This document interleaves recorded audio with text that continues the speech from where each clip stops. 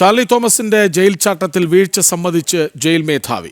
സൗമ്യ വധക്കേസിൽ ജീവപര്യന്തം ശിക്ഷിക്കപ്പെട്ട ഗോവിന്ദച്ചാമി എന്ന ചാർലി തോമസ് ജയിൽ ചാടിയത് അറിയാൻ വൈകിയെന്ന് ജയിൽ മേധാവി ബൽറാം ഉപാധ്യായ. CCTV നിരീക്ഷണത്തിലെ പാളിച്ചയും പരിശോധിക്കും. അതേസമയം ചാർലി തോമസിനെ പിടികൂടുന്ന സമയത്ത് കയ്യിൽ ചെറു ആയുധങ്ങൾ ഉണ്ടായിരുന്നുവെന്ന് കണ്ണൂർ SP അറിയിച്ചു. കണ്ണൂർ നഗരത്തിലെ തളാപ്പിലെ ആളൊഴിഞ്ഞ വീട്ടിലെ കിണറ്റിൽ നിന്നാണ് ചാർലി തോമസിനെ പിടികൂടിയത്.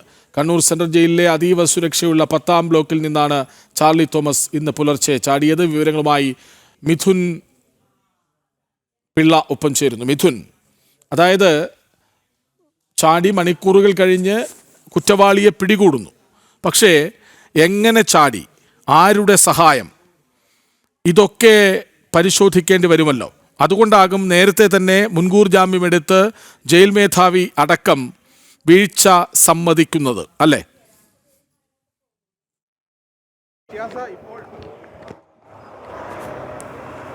കൃഷ്ണരാജ്, ഈ ഏതാണ്ട് ഇപ്പോൾ തന്നെ പല അഭിപ്രായങ്ങളും വന്നു കഴിഞ്ഞു ഇത് സംഭവവുമായി ബന്ധപ്പെട്ട്. ഇപ്പോൾ ഇവിടെ ഈ ജയിൽ ഉപദേശക സമിതി അംഗമായ P. ജയരാജൻ മാധ്യമങ്ങളെ കാണുന്നുണ്ട്. നമുക്ക് P. ജയരാജൻ്റെ പ്രതികരണം എന്താണെന്ന് കൂടി തേടാം. അത് ആഭ്യന്തര വകുപ്പിൻ്റെ വീഴ്ചയായിട്ടൊന്നും കണക്കാക്കേണ്ടതില്ല. ഇവിടെ വന്നിട്ടുള്ള വീഴ്ച സംബന്ധിച്ച് അന്വേഷിച്ച് ആവശ്യമായിട്ടുള്ള നടപടികൾ സ്വീകരിക്കുന്നതിൻ്റെ ഭാഗമായി ഇപ്പോൾ ബന്ധപ്പെട്ട ഉദ്യോഗസ്ഥന്മാരെ സസ്പെൻഡ് ചെയ്തിട്ടുണ്ട്. തുടർ നടപടികൾ ഉണ്ടാകും എന്ന് തന്നെയാണ് ഞാൻ ഉറച്ചു വിശ്വസിക്കുന്നത്.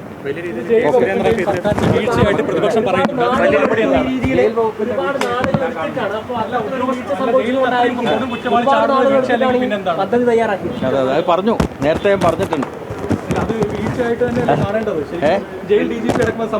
അത് അങ്ങനെ വരുന്നേരത്ത് നമ്മുടെ പഹൽഗാമിൽ 26 വിനോദസഞ്ചാരികളെ അതിർത്തി കടന്നിട്ടുള്ള സുരക്ഷാ ഭടന്മാർ, അതിർത്തി കടന്നിട്ടുള്ള ഭീകരന്മാർ, ലഷ്കർ ഇ തോയ്ബയുടെ ഭീകരന്മാർ കൊലപ്പെടുത്തിയല്ലോ, അല്ലേ? ആ സംഭവം ഉണ്ടായല്ലോ.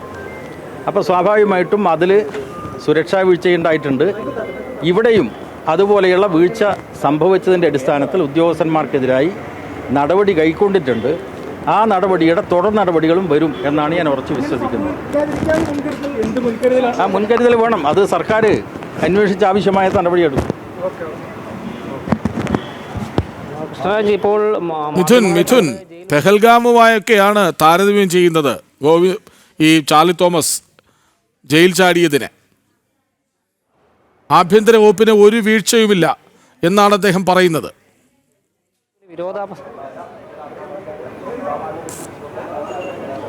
തീർച്ചയായും കൃഷ്ണരാജ്, അത് തന്നെയാണ് ഇതിൽ ഏറ്റവും വലിയ വിരോധാഭാസം എന്ന് പറയുന്നത്. കാരണം സ്വാഭാവികമായും ഏത് വിഷയവുമായിട്ടാണ് താരതമ്യം ചെയ്യുന്നതെന്ന് ഓർക്കേണ്ടതാണ്. കാരണം ഒരു പ്രതി കൊടും കുറ്റവാളിയായ ഒരാളെ ജയിൽ ചാടിയതുമായി ബന്ധപ്പെട്ട വിഷയത്തെയാണ് പഹൽഗാമുമായൊക്കെ ബന്ധപ്പെടുത്തി P. ജയരാജൻ പ്രതികരിക്കുന്ന സാഹചര്യമുണ്ടായത്. പഹൽഗാമിൽ സുരക്ഷാ വീഴ്ച ഉണ്ടായതുപോലെ ഇവിടെയും സുരക്ഷാ വീഴ്ച ഉണ്ടായി എന്നാണ് P. ജയരാജൻ പറഞ്ഞത്.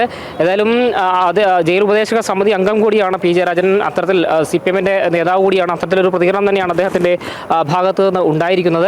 ഏതായാലും ഈ ചാർലി തോമസ് എന്ന ഗോവിന്ദച്ചാമി ജയിൽ ചാടിയ സംഭവവുമായി ബന്ധപ്പെട്ട് 4 ജയിൽ ഉദ്യോഗസ്ഥർക്കെതിരെയാണ് ഇപ്പോൾ നടപടി വന്നിരിക്കുന്നതെന്ന് നേരത്തെ തന്നെ വാർത്തകൾ പുറത്തു വന്നിട്ടുള്ളതാണ്.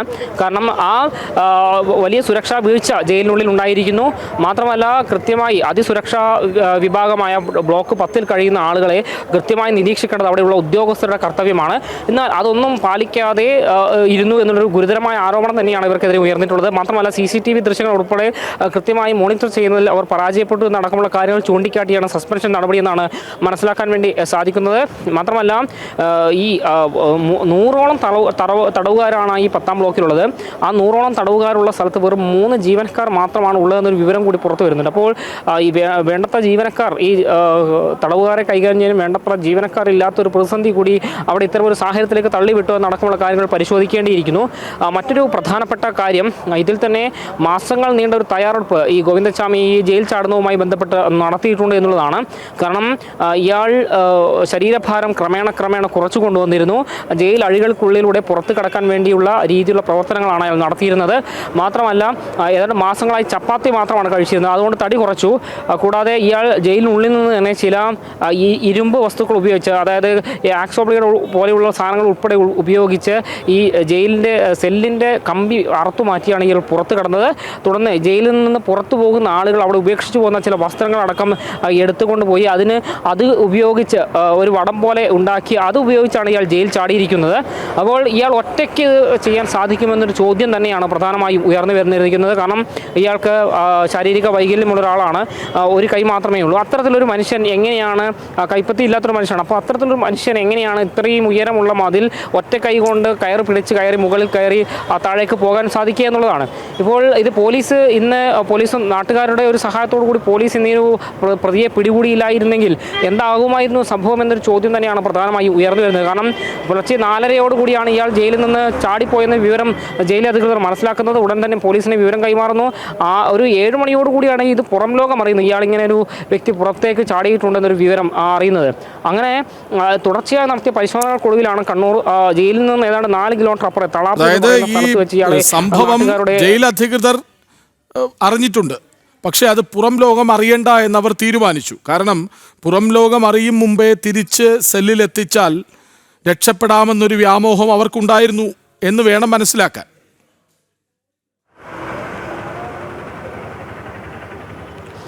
പക്ഷേ ആദ്യഘട്ടത്തിൽ ഇത് പുലർച്ചെ 1:30 ഇയാൾ പോയതെന്നുള്ള രീതിയിൽ വാർത്തകൾ പ്രചരിച്ചിരുന്നു. തൊട്ട് പിന്നാലെ ഏതാണ്ട് കണ്ണൂർ സിറ്റി പോലീസ് കമ്മീഷണർ മാധ്യമങ്ങളെ കണ്ട സമയത്ത് അദ്ദേഹം പറഞ്ഞത് 4:30 4:30 ശേഷമുള്ളൊരു സമയത്താണ് ഈ ഗോവിന്ദച്ചാമി ജയിൽ ചാടിയതെന്നാണ്. ആ സമയത്ത് തന്നെ ഈ പോലീസിനെ വിവരം അറിയിച്ചിട്ടുണ്ട് എന്നും അദ്ദേഹം പറയുന്നുണ്ടായിരുന്നു. പക്ഷേ പുറം ലോകത്തേക്ക് വിവരം എത്താൻ, അതായത് മാധ്യമങ്ങൾ ഉൾപ്പെടെ വാർത്തയാവാൻ ഇത് കുറച്ചുകൂടി സമയമെടുത്തു എന്നുള്ളതാണ്. അതായത് ഇവരാദ്യം ജയിലിനകത്ത് തന്നെ ഒരു ചെറിയ പരിശോധന നടത്തിയെന്നാണ് നമുക്ക് മനസ്സിലാക്കാൻ വേണ്ടി സാധിക്കുന്നത്.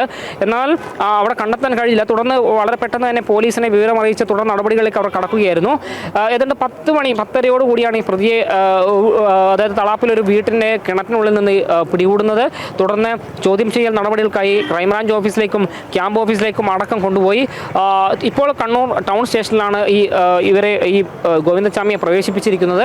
അവിടെ സെല്ലിൽ അടച്ചിരിക്കുകയാണ്. അല്പസമയത്തിനകം തന്നെ നടപടിക്രമങ്ങൾ പൂർത്തിയാക്കിക്കൊണ്ട് ഇയാളെ നേരെ കോടതിയിലേക്ക് കൊണ്ടുപോകാനാണ് തീരുമാനിച്ചിരിക്കുന്നത്. കോടതിയിൽ നിന്ന് നടപടിക്രമങ്ങൾ പൂർത്തിയാക്കി അതീവ സുരക്ഷയുള്ള വിയ്യൂർ ജയിലിലേക്ക് ഇയാളെ മാറ്റുമെന്നൊരു സൂചന കൂടി പുറത്തു വരുന്നുണ്ട്. കാരണം വീണ്ടും, അതായത് ഇവിടെ റിമാൻഡ് ചെയ്യപ്പെട്ടാൽ വീണ്ടും അതേ ജയിലിലേക്ക് തന്നെയാണ് ആളെ കൊണ്ടുപോകേണ്ടത്. അപ്പോൾ അത്തരം സാഹചര്യം വീണ്ടും ഒരു പോലീസിനെ സംബന്ധിച്ച്, ജയിൽ അധികൃതരെ സംബന്ധിച്ചും കൂടുതലൊരു ബുദ്ധിമുട്ടുണ്ടാകുന്ന കാര്യത്തിലേക്ക് കൊണ്ടുവന്ന് എത്തിക്കും. അതിൻ്റെ പശ്ചാത്തലത്തിൽ കൂടിയാണ് ഇയാളെ ഇപ്പോൾ വിയ്യൂരിലെ അതിസുരക്ഷാ ജയിലിലേക്ക് മാറ്റാൻ വേണ്ടി ഒരു തീരുമാനം എടുത്തിരിക്കുന്നത്.